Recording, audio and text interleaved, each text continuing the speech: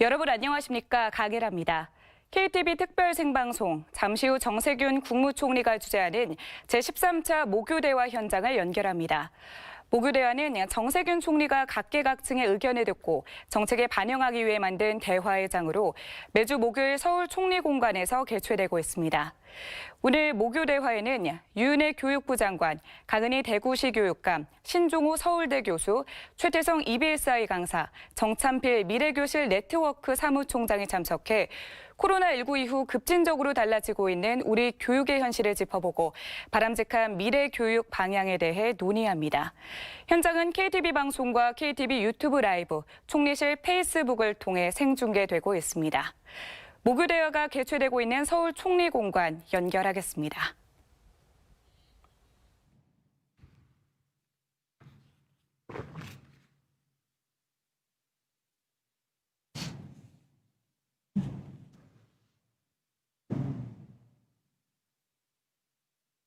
네, 포스트 코로나 시대의 미래 교육 방향을 주제로 제13차 모교대화 시작하겠습니다.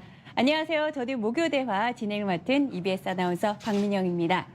오늘 모교대화에는요, 정세균 국무총리님과 함께 유은혜 사회부총리 겸 교육부 장관님, 강은희 대구시 교육감님, 신종호 서울대 교수님, 정찬필 미래교실 네트워크 사무총장님, 그리고 EBS 한국사 대표 강사 최태성 선생님 모셨습니다. 반갑습니다. 반갑습니다. 자, 먼저 오늘 이 자리를 마련해 주신 총리님께 좀 여쭤볼게요. 예. 오늘 주제가 포스트 코로나 시대의 미래 교육 방향인데요. 오늘 이 주제를 선정한 특별한 이유가 있으신지요? 예, 있죠. 오늘이 이제 13번째인데 12번 그 모교 대화를 하면서 경제, 사회, 문화 등 그 다양한 분야의 전문가들을 모시고 말씀을 듣는 시간을 가졌는데 이제 그 과정에서 느낀 것이 이 대한민국 국민은 모두가 교육 전문가가 될 수밖에 없겠구나. 이제 그런 생각을 가졌어요. 왜 그러냐면 교육이 관여되지 않은 부분이 없었어요. 전부 다 교육과 관계되는 그런 부분이어서 우리가 살아가는데 모든 단계에 있어서 교육이라는 게 현재 진행형이다. 그래서 우리 삶에 가장 큰 영향을 미치는 것이 교육이 아닌가. 이제 특히 우리나라의 경우에 그렇죠. 모든 부모님들 또 이 시민들도 교육에 대해서 특별한 관심을 가지고 계시니까요.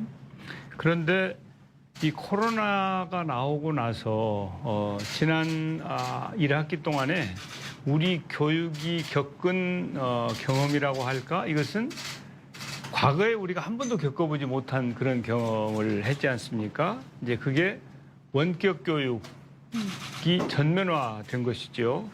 그래서 이게 경우에 따라서는 우리들의 그 미래 교육이 몇 년 앞당겨졌다 이렇게 볼 수도 있을 것 같아요. 네. 왜냐하면 이제 주로 우리는 대면 교육, 등교 교육을 했었는데 이번에 비대면으로 원격 교육을 하면서 여러 가지 이 디지털 전환이라고 하는 측면에서 보면은 한 단계 이렇게 올라가는 그런 계기가 됐다. 저는 그렇게 판단을 하고 있는데 그런데 다른 한편으로는 그 취약계층들의 경우에는 학습 손실이 있었다 이렇게 보고 있는 경우도 있고요.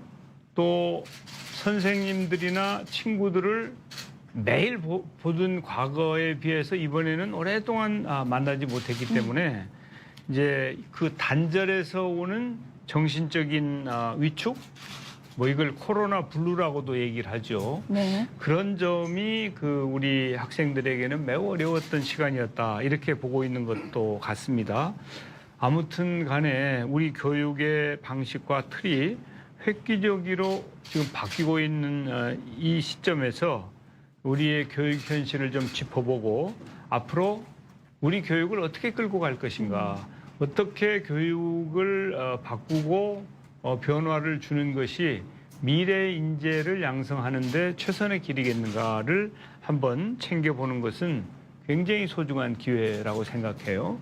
그래서 오늘은 앞서 우리 사회자가 말씀하신 것처럼 5분의 전문가들을 모셨는데 모두가 스타들이세요. 네. 그래서 이분들로부터 말씀을 듣고 우리가 그걸 잘 정리하면 앞으로 우리 미래 교육에 대한 방향을 제대로 참 잘 만들어갈 수 있겠다. 그래서 함께하신 여러분들께서는 여러분들의 말씀이 우리나라 미래 교육에 큰 뒷받침이 될 수 있다고 하는 그런 생각을 가지고 계신 실력을 아끼지 마시고 마음껏 다 풀어놔 주셨으면 좋겠습니다. 네, 정말 오늘 이 시간 아주 뜻깊은 자리가 될 것 같은데요.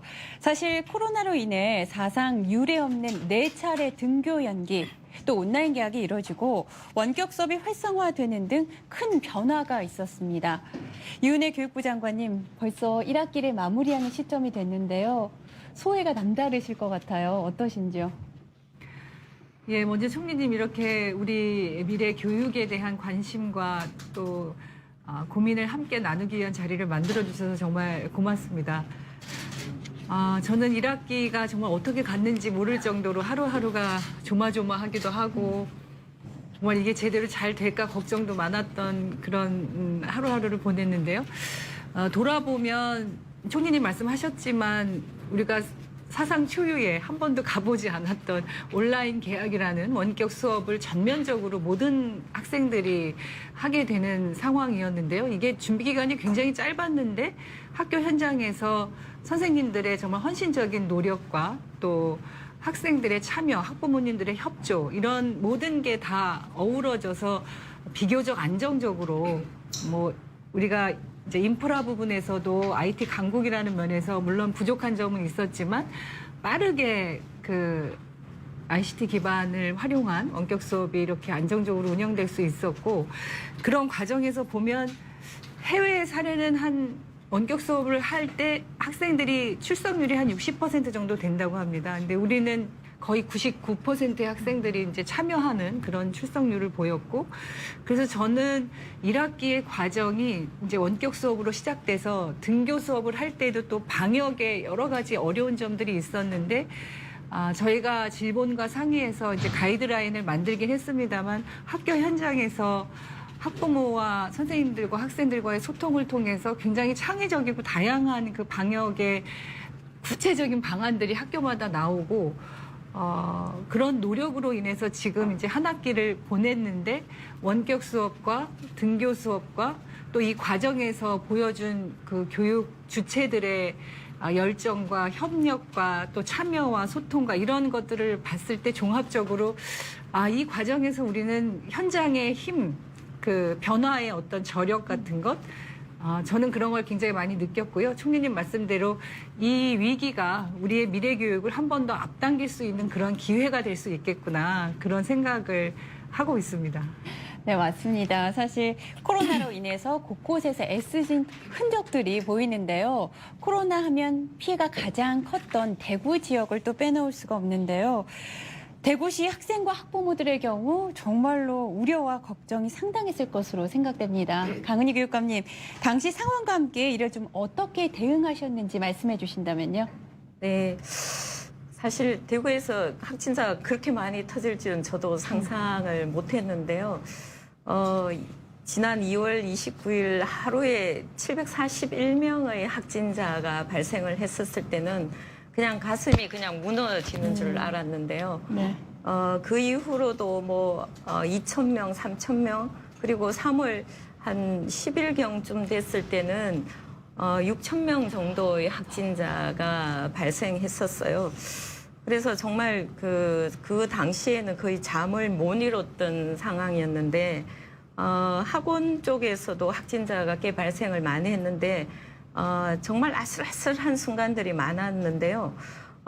그 전주에 이제 대구에서 대부분 학교가 다행히 봄방학에 들어갔었습니다. 그게 전 지금 생각해도 너무 감사한 상황이고, 그 당시 일반 학교의 방역 상황이랑 지금 방역하는 거는 굉장히 차이가 많았거든요.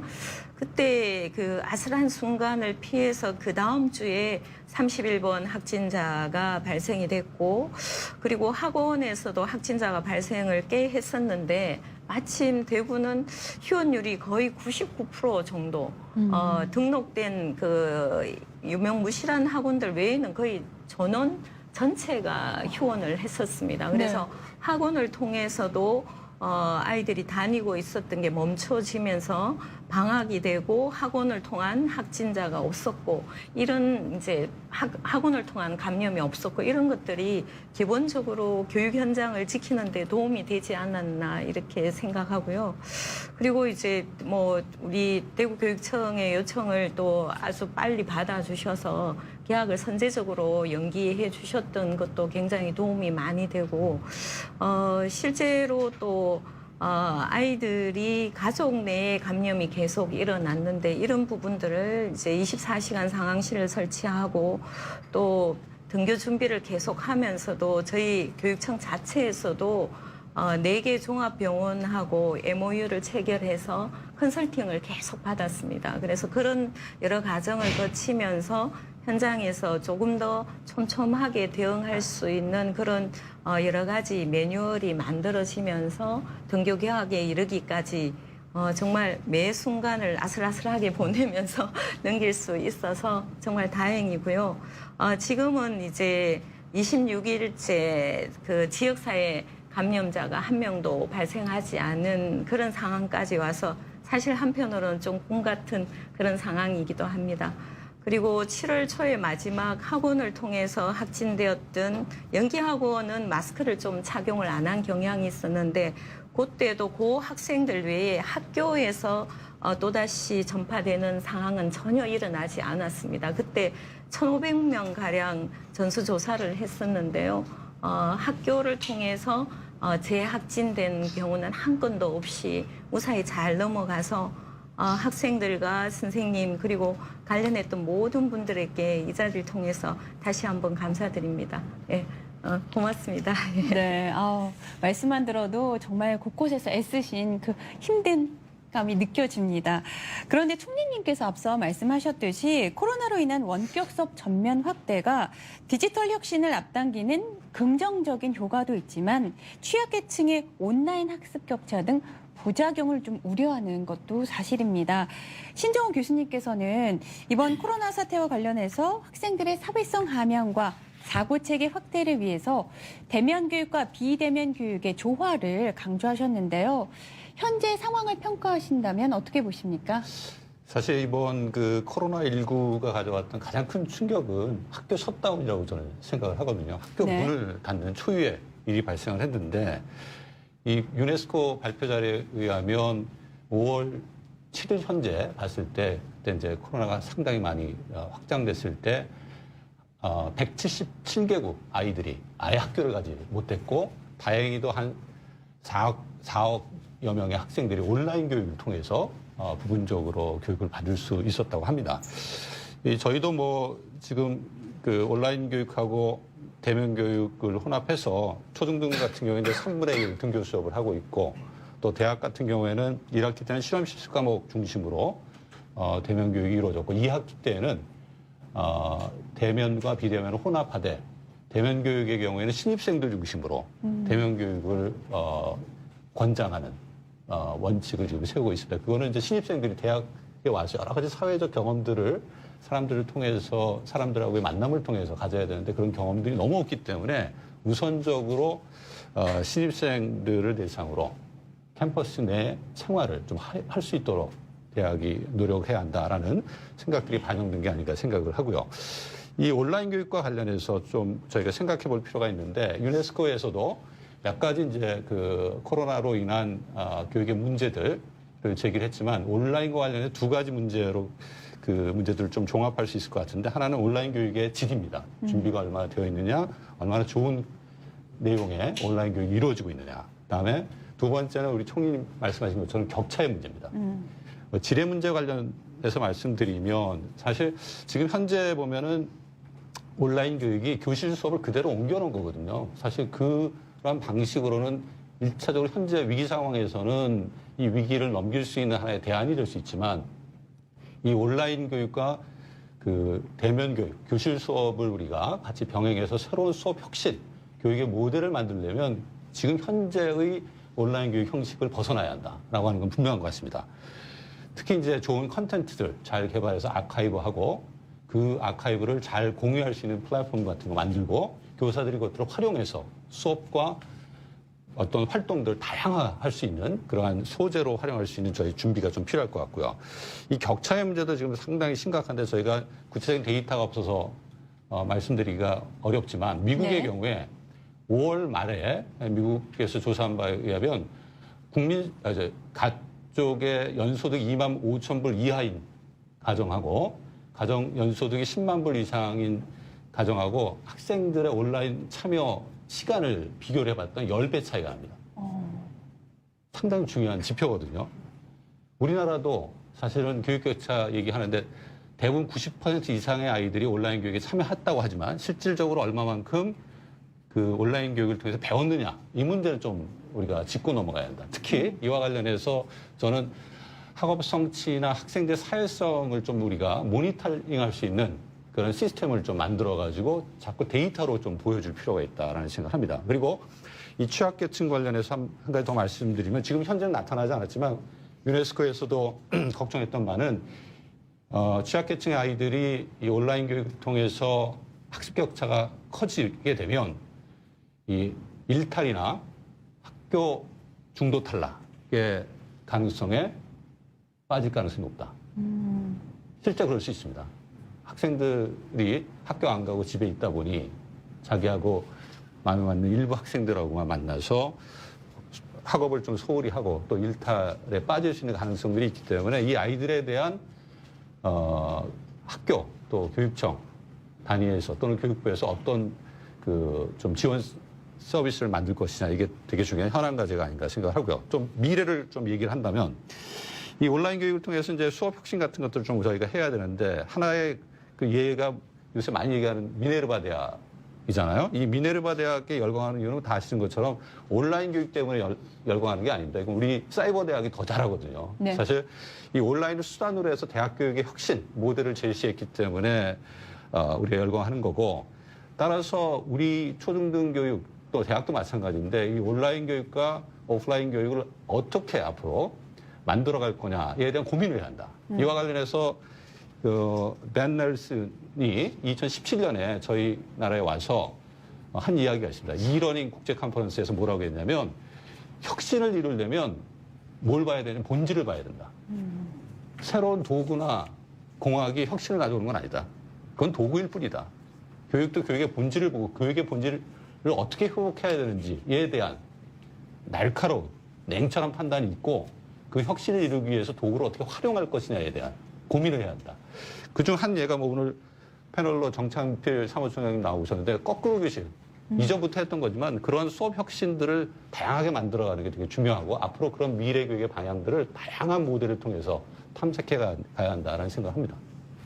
네, 수업 혁신과 또 네, 총리님. 예, 제가 이제 한마디 보태고 싶은 게 이제 원래 3월 달에 개학을 하도록 되어 있잖아요. 네. 그런데 이제 휴업에 들어갔단 말이죠. 그때 그 교육부 총리나 우리 교육감님이나 고민이 많았죠. 네. 이제 휴업 상태에서 도대체 등교 수업을 할 거냐, 뭐 아니면 온라인 수업이라도 할 거냐.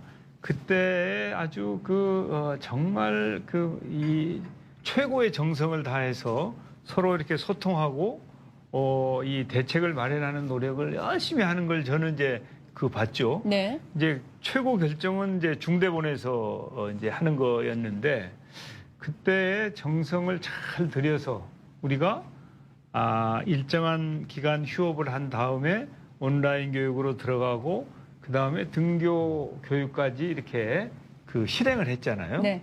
그것은 지혜도 필요하고 용기도 필요한데 이제 나중에 평가를 받아봐야 알겠지만 제가 보기에는 그래도 참 열심히 소통하면서 이 적당한 때에 좋은 결정을 내렸다. 이렇게 저는 우리 교육부나 교육청의 노고에 대해서 평가를 해드리고 싶어요.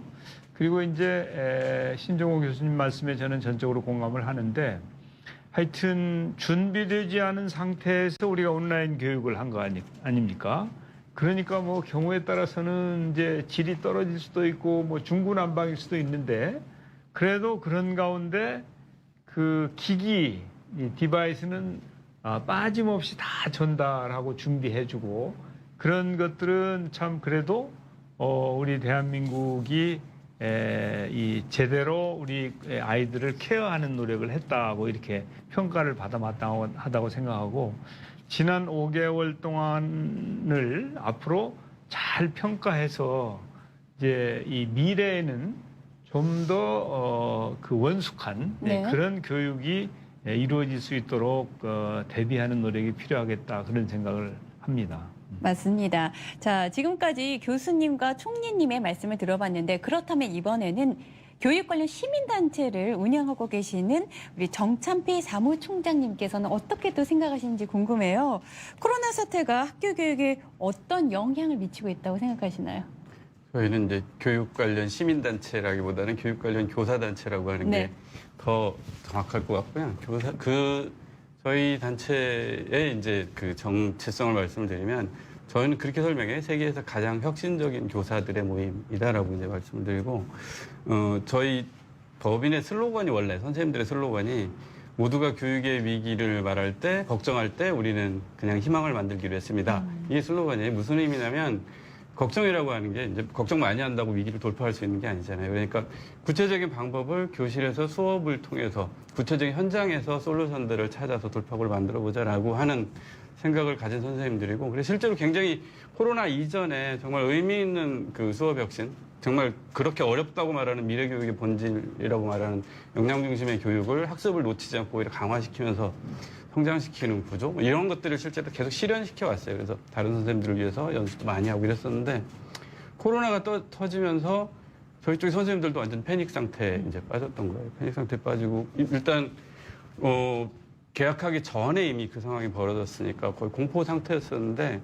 어느 순간 거기서 그 원래 갖고 있던 슬로건을 잊지 않은 선생님들이 나타나기 시작을 한 거예요. 굉장히 악정고투를 하면서 그럼에도 불구하고 그냥 아이들한테 지식을 일방적으로 전달하는 게 아니라 학생들을 끌어내는 그래서 학생들이 참여를 통해서 학습하는 걸 온라인 상황에서 어떻게 구현할 수 없을까 이런 고민들을 하는 선생님들이 나타나기 시작을 했고 이 사례가 계속 만들어진 거예요. 그래서 저희가 보고 있다가 이거를 그냥 두는 게 아니라 저희 원래 하던 게 정말 미래교실 네트워크라고 표현했듯이 가장 저희가 잘 쓰는 솔루션이 선생님들 사이의 연대를 통해서 극복하게 만드는 거였는데 이 선생님들이 이제 당연히 오프라인 안 되니까 온라인으로 상황들을 만들어드렸죠. 특히 요즘 많이 쓰는 이제 화상회의 시스템을 사용을 해서 경험치를 계속 공유하게 만들어드리고 그러고서 그랬더니 계속 이제 풀어나가는 게 보이는 거예요. 근데 마침 그때 교육부 쪽의 한 부서와 저희가 협력을 하고 있었는데 이 상황을 돌파할 수 있는 뭐 묘책이 없겠냐 그래서 저희가 이제 바로 제안을 했던 게 현장에서 지금 돌파구를 만들어가는 선생님들이 있으니 이 선생님들의 경험을 연수로 돌려버리자. 특히나 지금 온라인 화상 시스템을 봤더니 이거 연수용으로 사용해도 이제 손색이 없겠더라. 이미 테스트가 끝났다. 그래서 근데 그걸 전격적으로 받아들였어요. 전 그 교육부가 그렇게 빨리 움직이는 거 처음 봤습니다. 그래서 정말 빠른 속도로 2주 안에 의사결정이 되고 몰아붙여서 4월 하순에 연인은 한 4,000명이 넘는 교사들을 온라인으로 연수를 돌려요. 근데 저희가 놀랬던 게 여기 연수에 참여했던 선생님들이 사실 일반 선생님들이란 말이에요. 그래서 전부 다 시작할 때는 공포감에서 시작을 했거든요. 이거 안 될 건데 내가 온라인 많은 선생님들이 실제로 난 스마트폰도 못 쓰는 교사인데 이걸 어떻게 내가 대응을 해야 되냐 이 상태로 참여를 하시는데 동료 선생님들이 나도 원래 못 썼는데 내가 이렇게 돌파했다는 얘기들을 전달을 하기 시작하니까 움직이는 거예요. 그래서 그리고 나서 한 세 차시, 네 차시를 하니까 선생님들이 시야가 바뀌기 시작을 해요. 그래서 이게 그냥 임시방편으로 지금 위기를 대응하기 위한 임시방편의 수업이 아니라 지금 배우고 있는 도구들을 활용하고 여기서 교육에 대한 새로운 관점들을 접목을 시키면 이 코로나 상황에서도 새로운 교육이 가능하겠다. 미래를 대비하는 교육으로 전환이 가능하겠다는 생각들을 하기 시작해요. 이게 피드백들이 쭉 쌓이니까 굉장히 자신감이 생겼죠. 그래서 지금 거기서 안 끝나고 8월 말 9월 들어가면 다시 또 교육부에서 주도를 해주셔서 추가적으로 대규모 연수를 또 들어가기로 했어요. 그래서 저희 생각에는 물론 이게 전체 교사 규모를 본다면 여전히 굉장히 소수이고 작은 규모이긴 하지만 이런 식의 돌파되는 수업의 사례들이 쌓이고 선생님들이 경험치가 쌓인다면 굉장히 큰 의미 있는 결과를 만들 거라는 생각을 하고 있어요. 이게 왜 제가 좀 이런 확신이 드냐면 5월 20일경에 5월 22일에 OECD에서 이 코로나 상황에서의 전 세계에 특히 선진국들 중심으로 교육의 문제를 진단하기 위해서 온라인 회의를 열었어요. 그때 이제 확인됐던 게 전 세계가 똑같은 상황 혹은 한국보다 더 나쁜 상황에 다 처해 있다는 게 확인이 된 거예요. 선진국을 가리지 않고. 당연히 뭐 아시겠지만 저희가 갖고 있는 인프라 수준이나 그다음 코로나에 대한 대응 수준을 봤을 때 당연할 거라고 생각을 했는데 그때 이제 제가 인상적으로 생각했던 거는 그 OECD의 교육과 역량국이 있어요. 역량국이 있고 그 이제 피사 흔히 잘 아는 피사를 기획하고 운영하는 곳인데 거기 국장인 안드레아스 슐라이어가 무슨 얘기를 하냐면 아까 혁신의 본질에 관한 말씀을 하셨는데 네.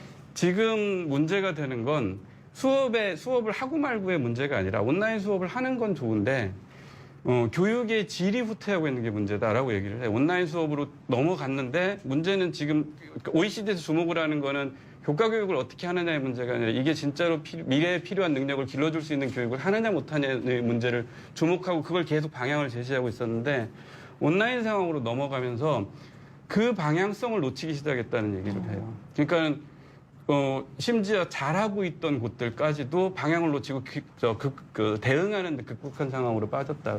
근데 이제 저희가 그 상황에서 했던 얘기가 한국에서 지금 교사들이 보이는 움직임을 보면 코로나 상황에서도 혁신의 본질을 놓치지 않고 갈 수 있을 것 같다라는 얘기를 해요. 그래서 저는 오늘 그 주제하고 이게 맞닿아 있다는 생각인 거예요. 그러니까 물론 굉장히 많은 긴급한 상황에서의 대응을 통해서 굉장히 성공적으로 막아냈다는 거에 대해서 동의를 하고요. 근데 한 발짝 더 나가서 지금 이 위기 상황에서 우리가 찾아낸 이 정말 의미 있는 혁신의 씨앗을 한국이 이미 갖고 있으니 이걸 정말 잘 사용하면 훨씬 더 의미 있는 반전을 만들어낼 수 있지 않을까? 이게 저희 생각입니다. 그 반전 꼭 기대하겠습니다. 자, 이번에는 우리 학생들을 직접 만나고 있는 최태성 선생님께 좀 여쭤볼게요. 네. 실제로 학생들을 가르치시다 보니까 아무래도 학생과 학부모님들의 애로사항이나 의견 많이 들으셨을 것 같아요. 어떤 의견들이 좀 있었나요? 저는 애로사항 얘기하면 되는 거죠. 뭐 저는 사실은 이 한 장면이 좀 기억나요. 아마 제 인생에서 이 한 장면은 아마 놓치지 않겠구나라는 생각이 드는데 처음으로 이제 온라인 계약할 때 그날인데 저는 이거 안 된다고 저는 생각했어요. 이게 되겠냐 이게 지금 모든 학생들이 대거 온라인 들어가가지고 강의를 집집마다 이렇게 한다라고 하는 게 이게 될까? 사실은 그 전에 저도 이제 뭐 EBS나 교육부나 몇 분 만나면서 뭐 서버 문제며 뭐면 너무 얘기를 많이 들어가지고 안 되겠다 라는 생각이 들었어요. 이건 좀 어렵겠다는 판단이 들었는데 당일날 그러니까 그 전까지 이제 제 딸이 있어요. 중3인데 거의 전쟁이에요, 전쟁. 속 터져 죽겠어요. 이게 아침마다 그냥 학교를 안 가니까 와 이게 뭐 이거 진짜 돌 생기겠더라고요. 예. 그 모습을 보면서 어떡하지 했는데 온라인 계약을 딱 한다니까 이 아이가 그 유령처럼 일어나더니 책상에 앉는 거예요. 어머. 컴퓨터 켜는 거예요. 네. 그래서 저는 이렇게 뒤에서 이렇게 바라본 거예요. 저게 일어났네 하면서 했는데 전 지켜본 거죠. 이게 1교시, 2교시 들어갈까라고 봤는데 와 1교시가 돌아가고요. 2교시가 또 돌아가고요. 그 각 교시마다 선생님들이 정말 정성껏 만드신 근데 이걸 어떻게 만드는지 이해가 안 되는 거예요. 다들 너무 힘들어 하셨거든요. 근데 어쨌건 간에 하루의 수업이 돌아가고 있더라고요. 제가 그때 정말 진짜예요. 박수 쳤어요. 이야 이거 대단하다. 이걸 만드신 선생님들도 대단하시고 그 기간 동안에 정말 그 관계자분들 많으시잖아요. 네. 해낸 분들 대단하시고 이게 바로 대한민국의 힘이 아니었는가라는 그런 생각이 들어요. 근데 그럼에도 불구하고 이게 성이 안 차는 거예요. 그래서 학부모님 중에 재밌는 이야기 하시더라고요. 학교가 중요한지 이거 정말 예전엔 몰랐다고 맨날 학교가 막 욕만 하다가 학교란 공간이 왜 3B 3B의 공간이다라는 얘기를 하더라고요. 첫 번째 B는 뭐냐면 배움이 있는 공간. 두 번째 공간은 배려가 있는 공간. 이거 너무 잘 알잖아요. 놓쳤던 세 번째를 알았대요. 그 세 번째가 바로 배식의 공간이다. 맞습니다. 이게 아이들한테 급식 주는 게 이렇게 정말 고마운 거였구나라는 것들을 처음 알았다라는 이야기를 하실 정도로 학교가 굉장히 고마운 공간이었고 또 참 이렇게 그리운 공간 이라는 것들을 이제 아셨다는 얘기 들었는데 제가 그래서 한번 SNS에다가 한번 혹시 뭐 애로사항 있으시면 한번 좀 이야기해 주세요라고 한번 올렸더니 엄청나요. 뭐 선생님들 부모님 조문했는데 이거 다 읽으시면 부총리 너무 속상하실 것 같고 제가 요 이야기만 한번 좀 말씀드릴게요. 어느 분이 이렇게 남기셨어요. 코로나로 인해 집에서 온라인으로 배워야 하는 일이 늘고 있는데요. 혼자 배울 수 없는 아이들인 만큼 보호자의 도움이 꼭 필요하더라고요. 아무리 영상 속 선생님이 잘 알려주신다 한들 이해하지 못하는 부분은 분명히 있을 텐데 어떤 방법으로 아이들의 공부를 도와야 할지 전혀 감을 못 잡겠어요. 근데 이걸 2학기에 또 한다고 하니 속 터져요. 이제 이렇게 쓰신 거예요. 답답하신 거예요, 이게 과연 되는 건지. 그 학생들도 지금 그런 거예요. 그냥 맨 처음에 이렇게 하긴 했는데 그냥 어느 순간 자기가 멍 때리고 있다는 그런 느낌?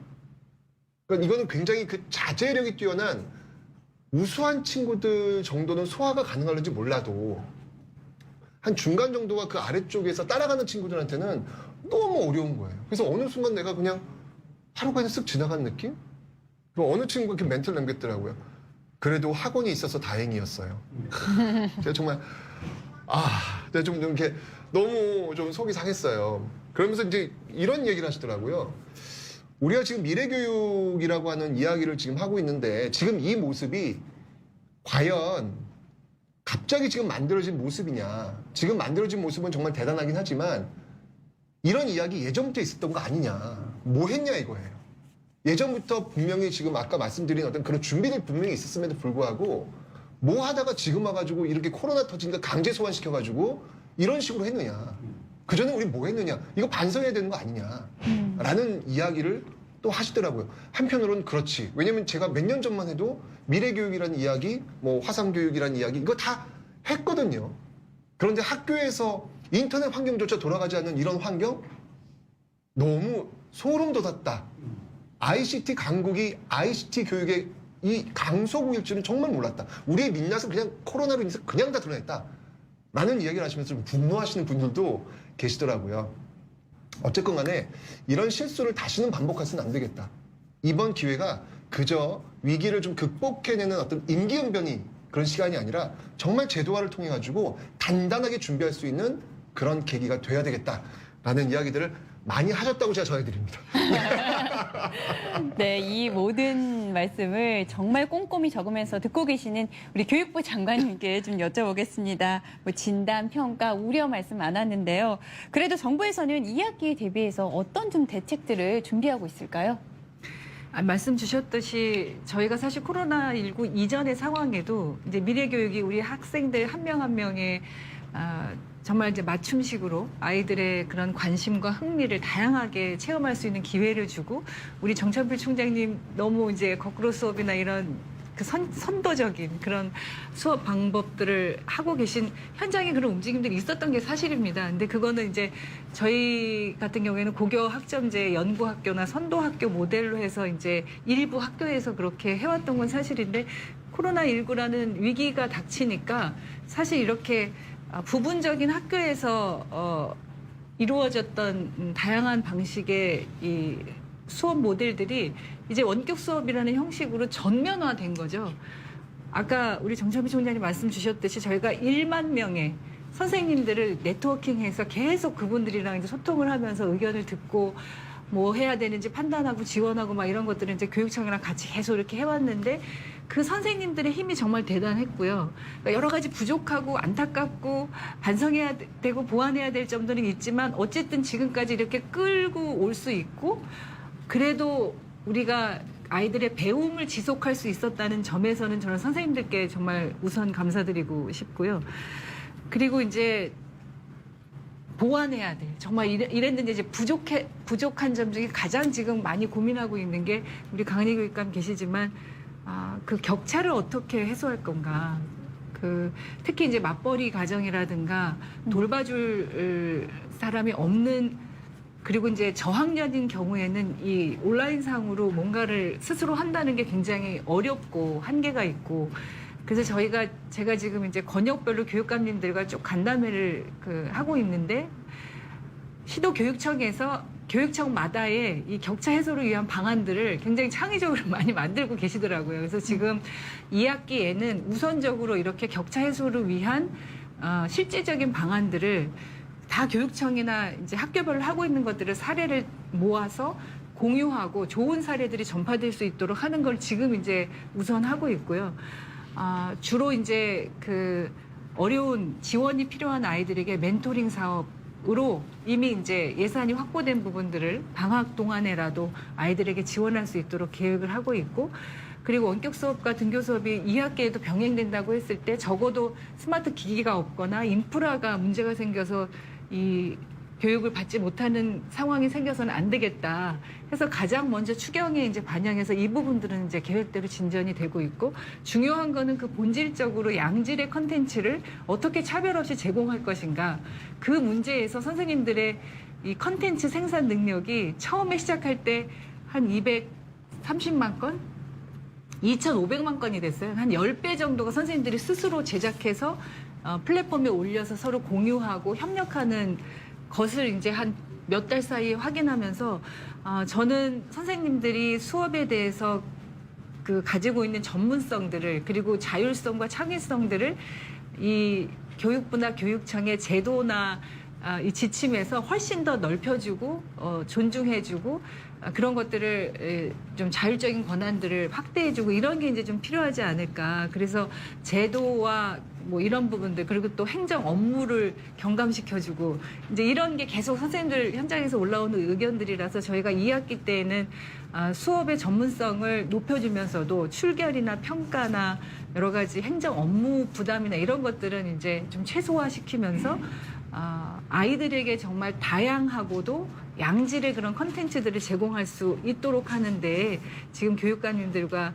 머리를 맞대고 지혜를 모으고 있는 중이라는 말씀을 드립니다. 네, 물론 문제점도 있지만 해결책에 대해서도 계획을 좀 단단히 가지고 계신 것 같아서 든든한데요. 이번에는 좀 더 좀 근본적인 문제에 대해서 얘기해보는 시간 마련했습니다. 먼저 정찬필 사무총장님께 좀 여쭤볼게요. 과거 KBS PD셨어요. 뭐 교육학자나 교사도 아니셨는데 교육 관련 교사 단체를 또 운영하시고 대안학교까지 만드신 이유가 한국 교육을 한번 제대로 바꿔보고 싶다 해서 출발하셨다고요. 아니, 그렇게까지 하려고 했던 건 아니에요.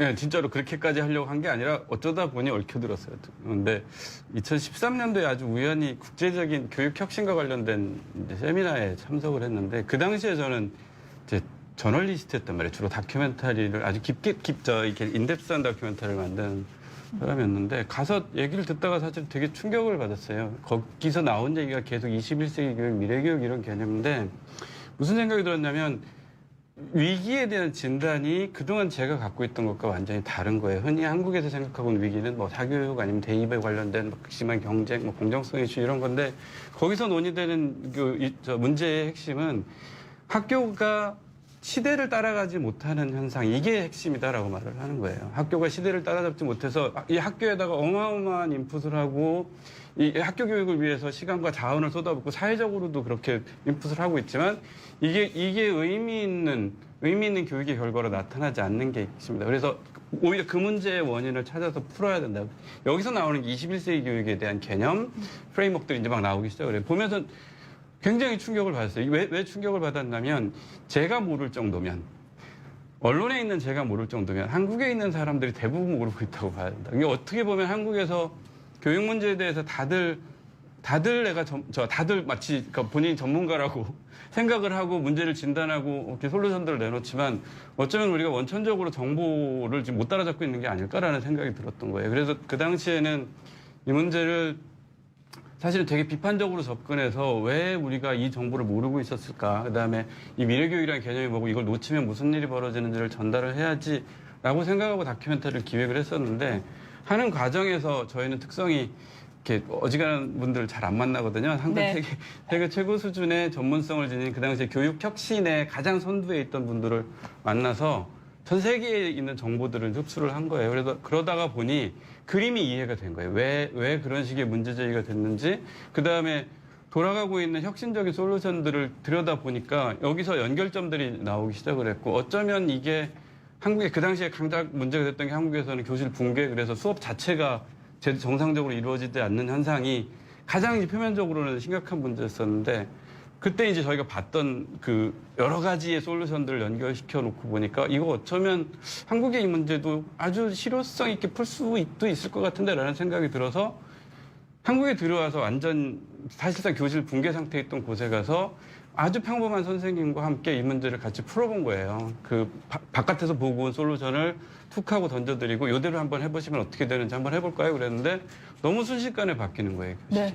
너무도 순식간에 무기력 상태에 있던 아이들이 갑자기 뭐 완전히 다른 아이인 것처럼 수업에 참여하고 이게 일시적인 게 아니라 한 학기 내내 지속되는 현상, 거기서 성적이 드라마틱하게 변할 뿐만 아니라 아이의 흔히 이제 소셜 이모셔널 스킬 이렇게 얘기를 하잖아요. 사회적인 능력, 그다음에 동료들 사이, 친구들 사이의 관계 회복 이런 일이 연쇄적으로 나타나는 걸 봐요. 되게 충격을 받았어요. 이게 그래서 그때 생각을 했던 게 이게 어쩌면 그냥 단순하게 수업을 활성화시켜서 애들을 뭐 성적을 올리는 문제가 아니라 이게 흔히 그 당시에 그렇게 중요하게 사실 2015 개중교육 과정에 들어있는 역량이라는 교육이라고 하는 걸 수업 속에서 풀어낼 수도 있겠다라는 생각이 들었던 거고 그래서 이제 이걸 한편으로 한 번의 시리즈를 끝내지 말고 증폭시켜서 확인해 보자 그래서 그 다음 해 뭐 거꾸로 교실의 마법 1000개의 교실이라는 기획을 해요. 그래서 양적으로 이거를 검증을 한번 해보자 그래서 전국에 한 500군데 정도 되는 선생님들하고 동시다발적으로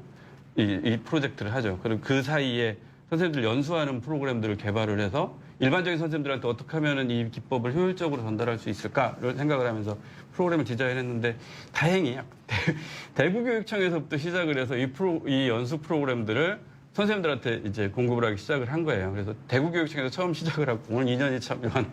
네. 대구교육청도 시작을 해서 굉장히 빠른 속도로 각 교육청에도 요청이 들어와서 확산을 시키기 시작을 했는데 예상했던 결과들이 사실 그대로 다 나왔어요. 그래서 저희가 이제 그 다음 프로젝트로 이게 학교의 패러다임의 전환, 학교 교육의 본질적인 전환하고 어떻게 연결되는지를 그 다음에 2015년도에 학교의 진화라는 프로그램을 통해서 이게 궁극적으로 어떤 교육의 목적으로 이 방향이 잡혀야 되는지까지 제시를 해요. 그게 이제 풀 세트였는데 거기까지 하고 원래는 이제 그만두고 제 본업으로 돌아가야 되는데 그 사이에 선생님들이 이 미래기술 네트워크라고 하는 이 단체가 너무 커져버린 거예요. 너무 커져버리고 말씀드렸듯이 교육청들로부터 너무 많은 요청들이 들어와서 움직이기 시작을 했었고 근데 규모는 너무 커졌는데 선생님들이 감당할 수 있는 일의 선을 넘어가 버려서 제가 이제 선택을 해야 될 상황이 된 거예요. 이거를 두고 방송일로 돌아갈 거냐 아니면 근데 살면서 뭐가 더 재미있을까라고 생각을 했더니 선생님들하고 이걸 하는 게 훨씬 더 많은 영향, 사회적인 긍정적인 영향을 만들 수 있겠다라는 생각이 좀 들었어요. 제가 이제 제일 컸던 거는 제 눈앞에서 사실 아이들이 바뀌는 게 너무 커서 이거를 보고서 중간에 중단을 해서 만일에 이게 가다가 좌초돼 버리면 평생 후회하지 않을까 뭐 이런 생각. 그래서 했던 거고 말씀드렸듯이 코로나 상황까지 오면서 제가 생각을 했던 게 지금 검증되고 있다는 생각이 들어요. 검증되고 실제로 실효성 있는 방법들을 제가 아니라 선생님들이 찾아갈 수 있는 구조가 만들어졌다 이렇게 생각하고 있습니다. 감히 뭐 최고의 선택을 하신 것 같다라는 말씀을 드리고 싶은데요. 이 부분에 대해서 또 제목도 미래교육 플러스입니다. EBS에서 미래교육 플러스를 1년 이상 진행하시면서 우리 신정호 교수님께서는 학교 현장의 다양한 이야기 또 고민들 들어오셨을 텐데요. 이거 하나만큼은 반드시 근본적인 좀 해결이 필요하다. 한국 교육의 가장 큰 문제점을 꼽으신다면 어떤 게 있을까요? 정말 어려운 질문이신 네. 것 같아요. 이게 사실 한국 교육의 문제가 뭐 한 가지로 딱 정리될 수 있는 것도 아니고 가장 이게 중요한 문제다라고 얘기할 수도 없는 상황이라는 건 다 아실 겁니다. 너무 많은 교육 난제들이 존재하죠. 뭐 대학 입시 문제, 사교육 문제, 또 대학의 경쟁력을 어떻게 키워나갈 거냐 등의 여러 가지 문제들이 있는데 오늘 주제가 코로나 이후 미래교육이고 또 미래교육이라는 관점에서 봤을 때 아까 이야기가 나왔던 것 중에 하나인데 이 교육 격차에 대한 준비가 되게 중요하다.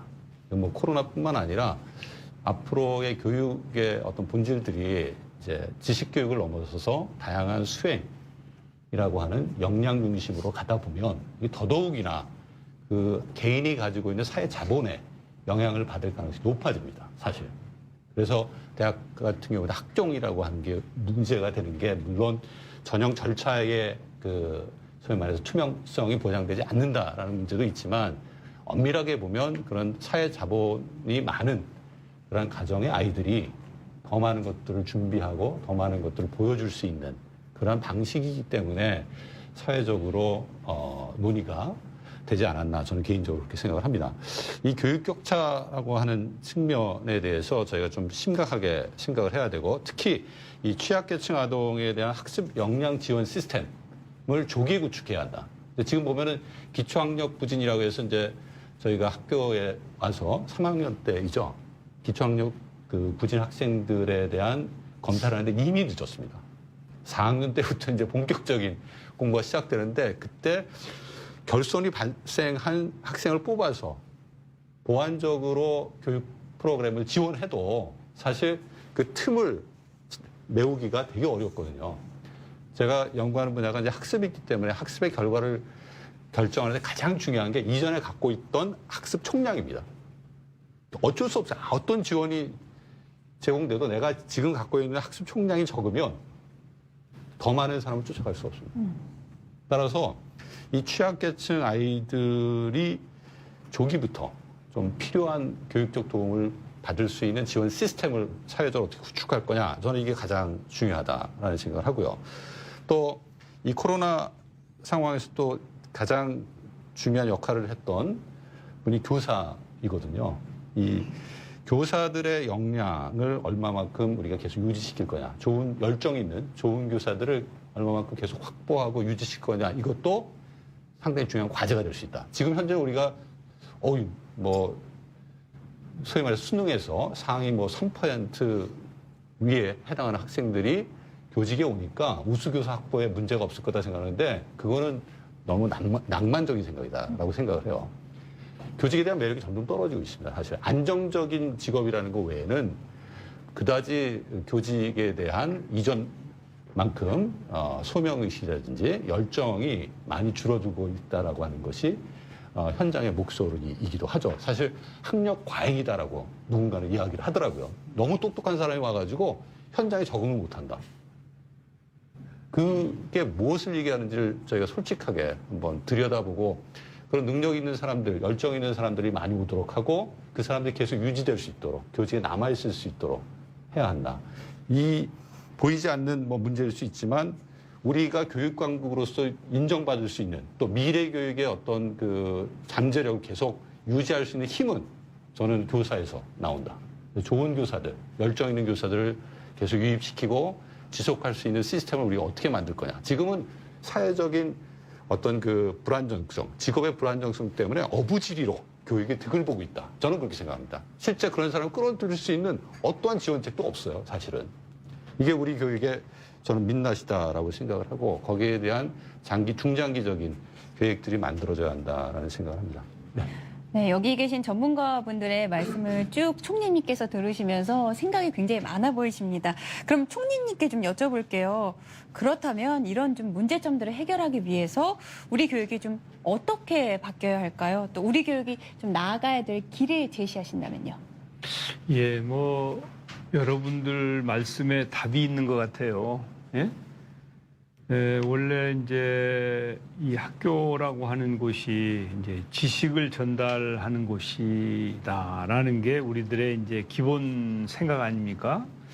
그런데 4차 산업혁명 시대에 그리고 코로나19 이후의 교육도 그걸 제일로 했을 때 우리 교육이 제대로 될 것이냐 하는 것에 대한 걱정이 막 드는데요. 말씀들을 듣다 보니까. 네.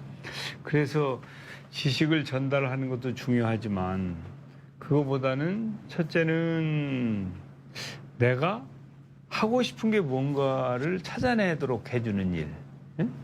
그리고 또 내가 잘 할 수 있는 게 무엇인가를 깨닫게 하는 일.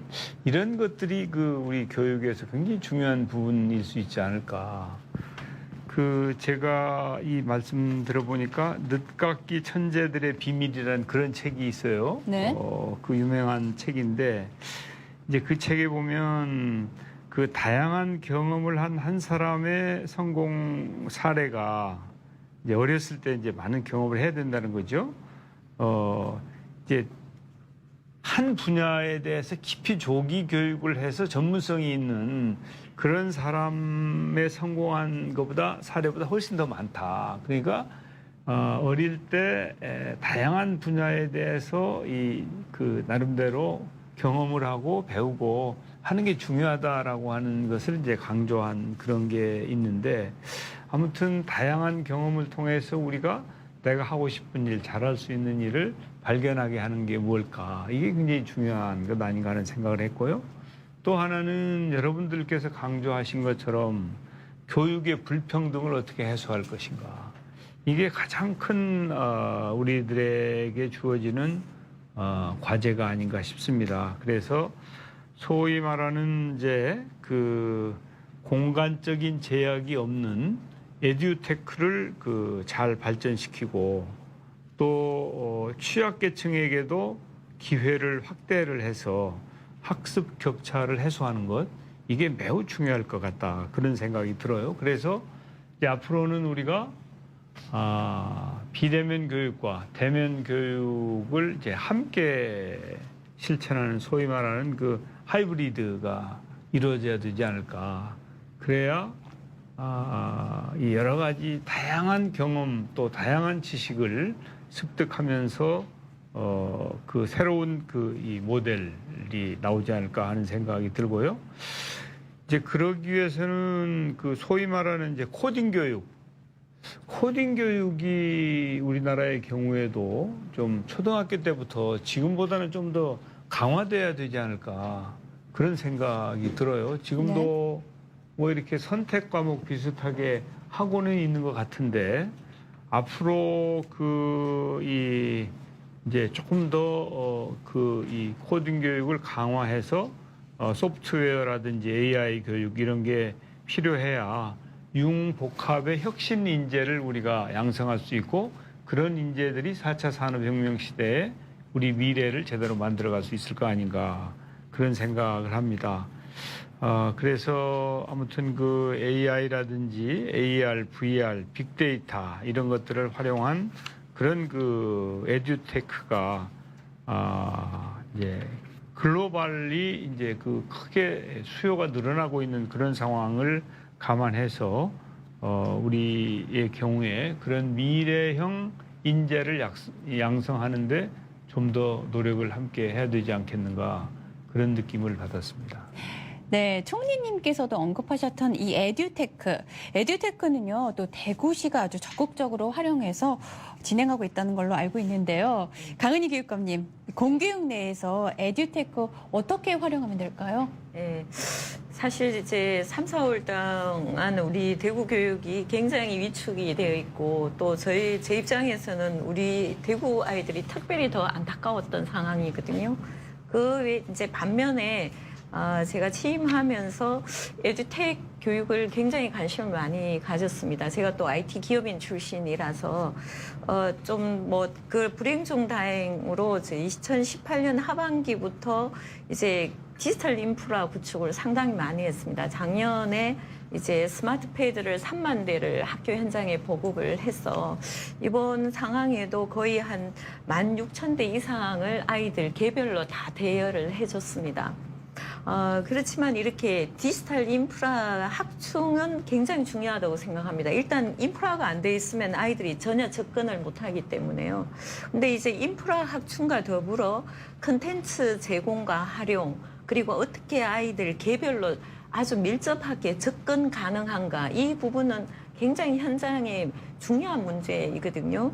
그래서 저희도 요번에 이제 원격 학습을 준비하면서 저는 사실 2월 21일 개학을 연기하면서 현장에 곧바로 온라인 수업 준비를 시켰습니다. 그런데 한 달이 지나도 정말 제대로 준비가 안 되는 거예요. 개정을 저희 학생들 수가 29,500명인데 개정을 29만 개 좀 만들어라. 뭐 이런 주문부터 좀 현장에서는 저렇게 무지막지한 요구를 할 수 있을까 하는 정도의 무리한 주문도 시작을 했었는데요. 네. 그리고 이제 뭐 원격 학습이 만약에 안 될 경우 첫 번째, 두 번째, 세 번째 방법까지도 다 준비를 했어요.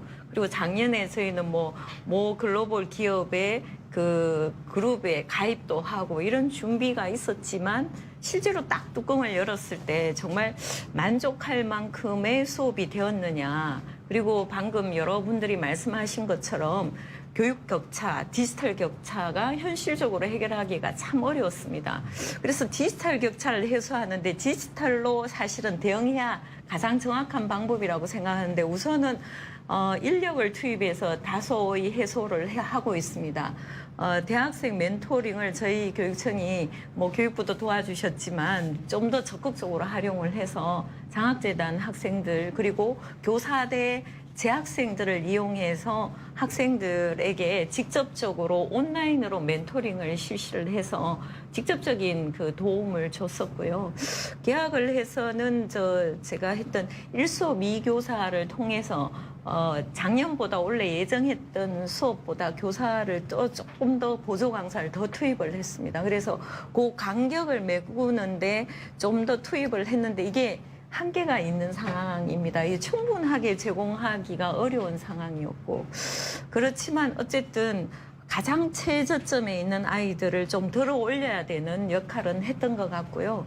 하반기에도 대학생 멘토링과 그리고 교사대 그리고 교육대 2학년들에게는 봉사 점수를 의무적으로 좀 지정을 했습니다. 협약을 해서 그러니까 하반기에는 또 개별로 투입을 할 예정이고요. 그다음에 이제 두 번째 저희가 생각하고 있는 게 이 디지털 콘텐츠가 인공지능화된 무료 콘텐츠가 꽤 있기 때문에 그거를 저희가 방학 때 이제 기획단을 만들어서 아주 촘촘하게 다시 깨워서 수준별로 제공할 수 있도록 조금 더 쉽게 접근할 수 있는 방법을 지금 준비를 하고 있습니다. 그럼 아이들의 수준에 따라서 수학학습 같으면 칸 아카데미 같은 그 클래스팅 AI를 좀 도입해서 아이들 수준에 맞게 이제 조금 접근을 하게 되면 아이들이 좀 쉽게 그 학력이 좀 보완이 될 수가 있고요.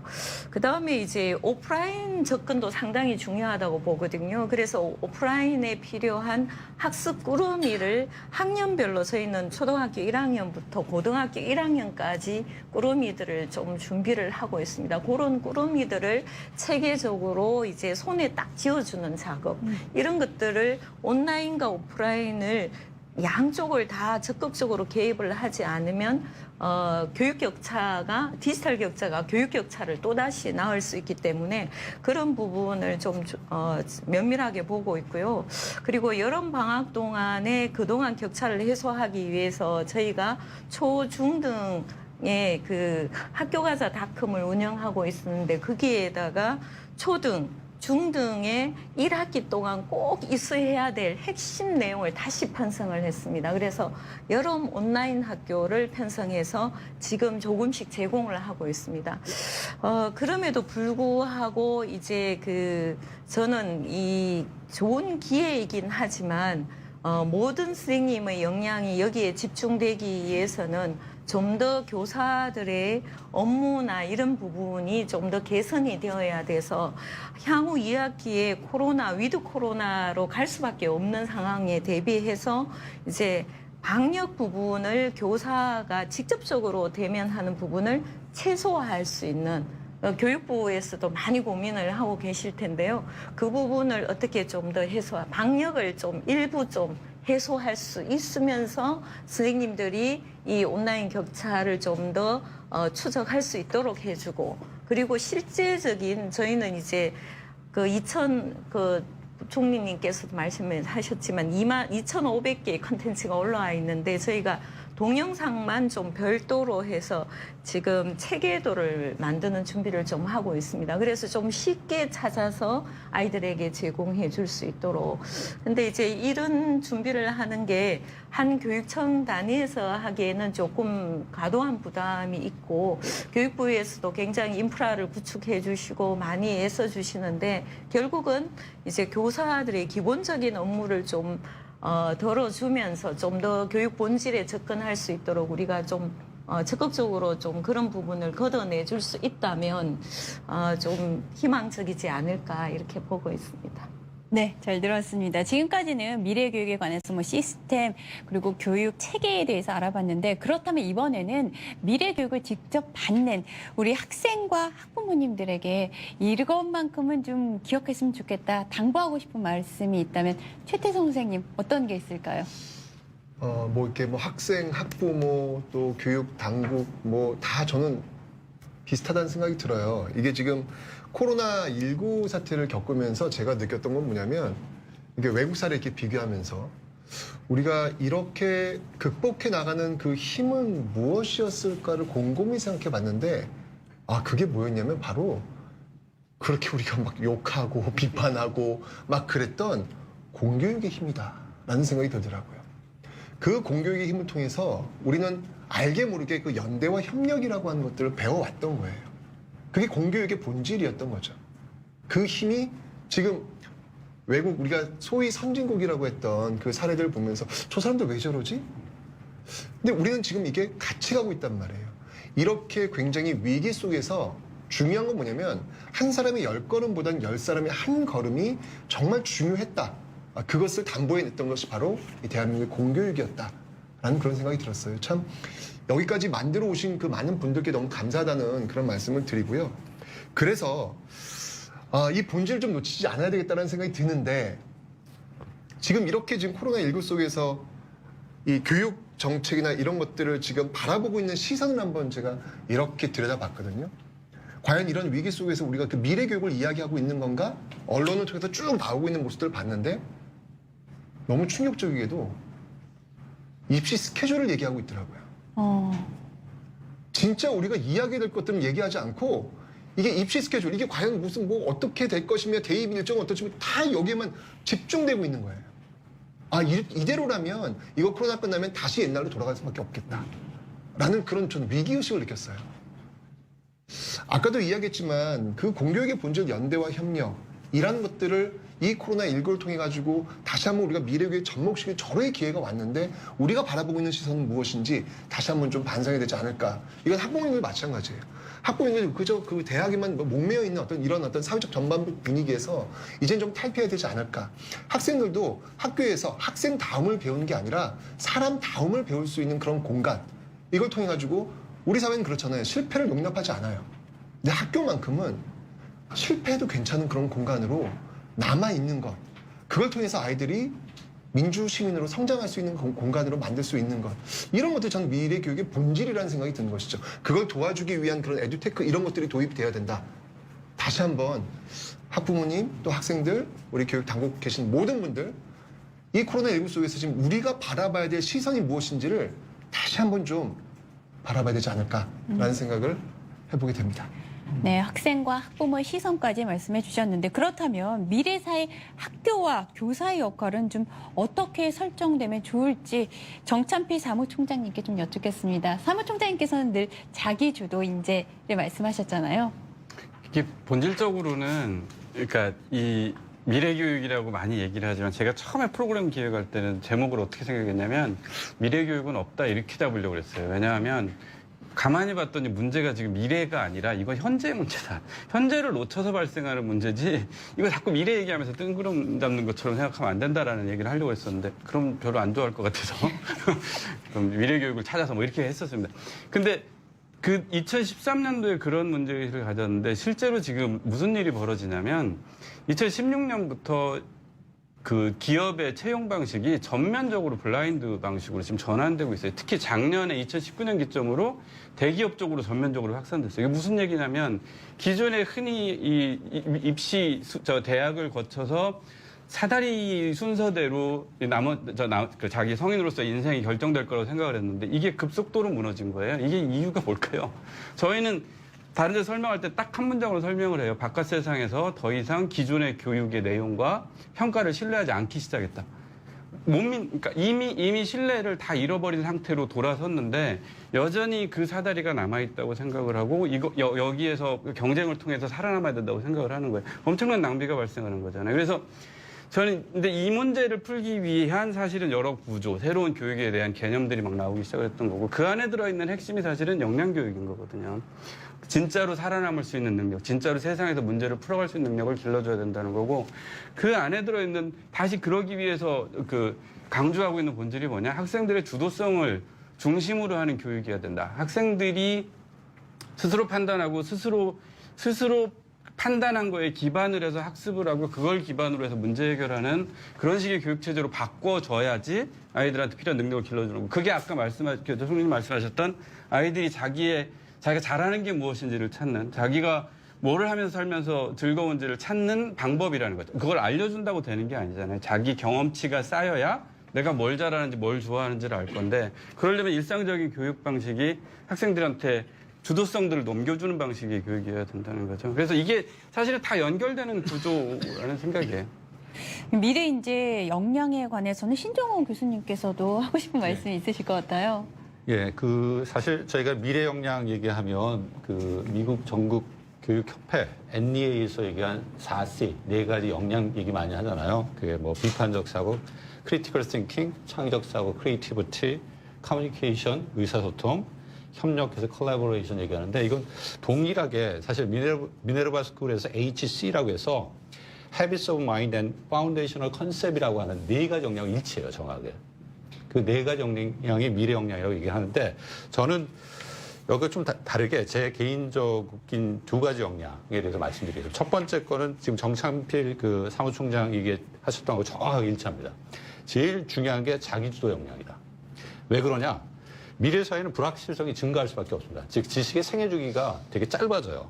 레니 컬스라는 미래학자가 특이점이 온다라는 책에서 20세기 동안의 과학기술의 변화 총량을 21세기 변화 시기로 얘기하면 15년 동안의 변화 양하고 동일하다고 얘기합시다. 100년 동안의 변화가 15년 만에 벌써 이루어진 거예요. 즉 거기서 이제 수학 가속의 법칙에서 뭔가 쌓이면 그것이 계속 가속도로 만들어내기 때문에 변화가 엄청 빨라질 수밖에 없는 거다. 그런 상황이 올 것이기 때문에 교육은 거기에 대비해야 한다. 마찬가지 잘 아시겠지만 유발 하랄이라는 사람도 뭐 학교에서 배운 내용 80%에서 90%는 애들이 졸업하고 가면 소용없을 거다. 그럼 뭘 가르칠 거냐와 관련해서 뭐라고 얘기하냐면 내가 모르는 것에 직면할 수 있는 그것을 불편해하지 않을 수 있는 능력을 키워줘야 한다.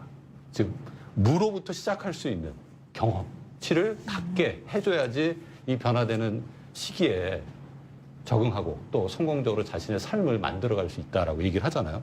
그런 힘은 창의력이나 문제 해결력 이거 아닙니다. 사실은. 자기주도성이에요. 내가 내 삶의 주인이기 때문에 내가 어떤 일에 대해서 계획하고 집행하고 평가하고 거기에서 책임과 결과를 가져가는 것. 그것이 학교 교육부터 이게 체계화되어 있어야 돼. 그래야지 사회에 나가서 똑같이 하는 거거든요. 사실은. 이 창의력, 문제 해결력 이런 것도 사실은 자기주도적인 색깔이 분명하면 그 사람이 만들어내는 거예요, 실제. 그래서 최근 뭐 창의성 얘기할 때도 크리에이티브 아이덴티티라고 해서 자기의 정체성이 얼마만큼 창의적이냐에 의해서 창의성이 만들어지는 거지 창의적 사고 아무리 하라고 해도 안 된다는 거예요. 그러니까 본질이 뭐냐? 자기주도의 역량이다. 그 다음에 한 가지 또 이 사회 특징을 좀 말씀드리면 다양성이 증가할 거다. 여러 가지 이제 물리적 공간을 넘어서는 공유, 교류들이 아주 일상화된 사회가 됐고 그건 더 빨라질 수밖에 없다. 그러면 서로 다른 사람들끼리 모여서 여러 가지 일들을 만들어갈 텐데 그 과정에서 가져야 될 게 뭐냐? 바로 타인에 대한 존중이다. 이게 사회 역량에서 가장 중요한 거다. 물론 이제 커뮤니케이션이나 컬래버레이션 중요하죠. 되게 중요한 미네르바 스쿨에서도 얘기했고 미국 전국 교육협회에서도 강조했고 우리나라 교육에서 맨날 4C 해가면서 얘기하는데 그 시작점이 뭐냐면 타인에 대한 존중이에요. 그래야지 컬래버레이션하고 그래야지 커뮤니케이션 하는 거거든요. 그러니까 기본으로 돌아가야 한다. 그것은 바로 타인에 대한 존중이다. 여기 이 역량을 좀 더 개발할 수 있도록 학교교육 시스템도 좀 바뀌어야 되고 그러려면 수업 형식도 그에 맞게 바뀌어야 된다. 지금 현재는 자기주도 역량이나 타인에 대한 존중에 대한 역량을 키울 수 있는 제도는 아니다라고 저는 생각합니다. 그 인재 양성을 얘기하면서 학교 교육을 또 빼놓을 수 없는데요. 앞서 말해서 공교육의 힘 얘기까지 나왔습니다. 이은혜 장관님, 분명 정부는 어떤 노력을 하고 있을 텐데요. 어떤 좀 대책을 마련하고 계십니까? 지금 이제 우리 교수님 말씀하셨던 자기주도 역량을 키우고 또 타인에 대한 배려, 존중, 그 다양성에 대한 이해, 그리고 우리 이제 말씀하셨던 연대와 협력. 저는 이런 것들을 아이들이 성장하면서 배우고 익히고 나누고 할 수 있는 교육 과정의 혁신이 이제 반드시 필요하다고 보고 있고요. 저희가 이제 2015년도에 이제 교육 과정이 이제 개편이 되면서 일부 그런 내용들이 들어오긴 했는데 여전히 좀 부족함이 있고 좀 근본적인 혁신이 필요하다고 생각해서 저희가 2022년, 그러니까 2022 교육과정 개편을 준비를 하고 있습니다. 그것은 이제 말씀하셨던 우리가 지금까지도 가장 문제가 되고 있는 게 아까 입시 스케줄, 저희가 다음에 이제 이 수능 스케줄을 또 발표를 해야 될 준비를 하고 있는데 여전히 대학 입시 중심의 이 입시 경쟁 위주의 이 교육과정 운영이 한켠에서는 굉장히 공고하게 뿌리 깊게 자리하고 있기 때문에 이것은 교육 한 영역에서만의 변화가 필요한 게 아니라 우리 사회 전체에 아까 대기업에서 블라인드 채용 말씀하셨는데 대학을 꼭 가지 않더라도 그 다양한 자기 스스로의 경험 속에서 나의 진로를 스스로 선택하고 결정하고 그 길을 찾아서 갈 수 있도록 아이들에게 다양한 기회들을 제공하는 그런 교육 과정이 필요하다고 보고 있고요. 저희가 지금 이제 좀 단기적으로는 이제 올해부터 마이스터 고등학교부터 고교학점제를 도입을 해서 22년도에는 특성화 고등학교, 25년도에는 이제 일반 고등학교 전체가 전면적으로 고교학점제를 시행을 하려고 준비를 하고 있고 그렇게 되면은 지금과는 다른 이제 교육 과정이 운영되는 방식이 되고 그러면 이렇게 지금까지 하는 다른 교육 과정을 반영한 또 대학 입시 제도가 필요한데 지금과 같은 대입 제도로는 그것을 반영할 수 없고 그래서 저희가 2025년도에 고등학교에 들어가는 학생들이 적용되는 2028년도 대학 입시 이제 제도를 전면적으로 좀 개편안들을 준비하고 있습니다. 그래서 좀 시간이 걸리는 문제이긴 하지만 우리 사회 전체의 이 대입 경쟁 위주의 이런 인식과 제도에서 사회 전체가 이제 입직 과정이 이제 사실은 이렇게 연결돼 있기 때문에 문제였는데 그런 전체적인 노동시장의 변화에서부터 전반적인 사회 문화적인 변화까지를 염두에 두면서 이 교육과정의 혁신을 어떻게 이루어낼 것인가 그리고 그렇게 하기 위해서 필요한 단계적인 법제도적인 개정이라든가 그리고 실제로 이 코로나 위기 속에서 저는 교육과정의 혁신이 굉장히 빠르게 급속도로 현장에서 이루어지고 있기 때문에 학교 현장에서 선생님들이 그런 것들을 스스로 또 열정적으로 할 수 있도록 뒷받침하고 지원하고 학생들과 학부모들이 그렇게 참여하고 가장 중요하게 자기가 정말 하고 싶은 것, 자기가 잘할 수 있는 것들을 찾아내는 과정에 다양한 것들을 제공할 수 있도록 저희가 그렇게 제도의 개선부터 하여튼 우리 교육감님 계시지만 시도교육청과 함께 노력하고 있다는 말씀 드립니다. 네, 앞으로가 더 기대가 됩니다. 모두의 관심인 교육에 관해서 얘기를 하다 보니까 벌써 마칠 시간이 됐는데요.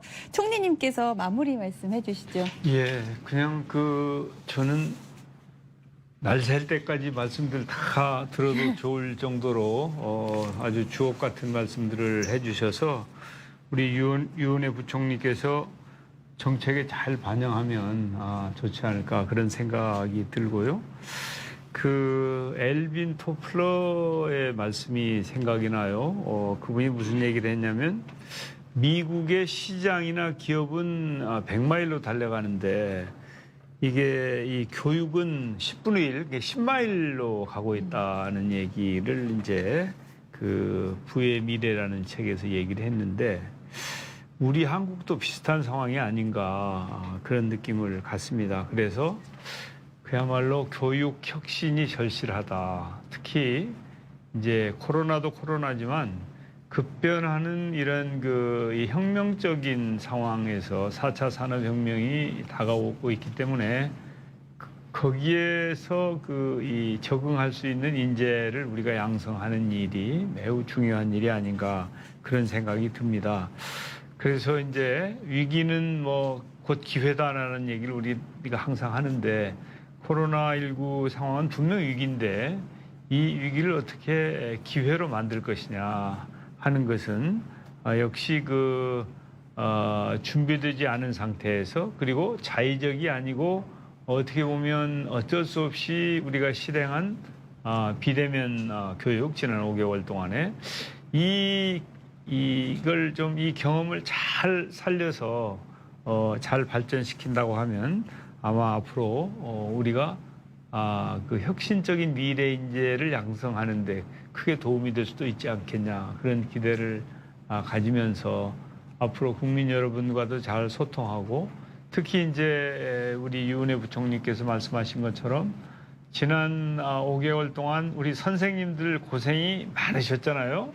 예, 그런데 그 과정에서 저는 그 선생님 간의 이 디지털 격차도 많이 해소됐다고 생각해요. 그리고 그런 기회가 없었으면 그냥 이 선생님을 그만두실 때까지 이렇게 접하지 않았을 그런 경험을 하시면서 개인적으로도 굉장히 소중한 경험도 되셨을 것이다. 물론 고통스러웠지만 그런 생각을 하면서 앞으로 이제 2학기에도 우리 선생님들 또 학부모들 힘들지만 우리 아이들 잘 키우는데 힘과 지혜를 모아 나갑시다. 이렇게 제안하고 싶습니다. 오늘 너무 귀한 말씀들 정말 감사합니다. 네, 이 위기가 꼭 기회가 되길 바라면서 제13차 모교 대화 여기서 마치겠습니다. 시청해주신 여러분 감사합니다.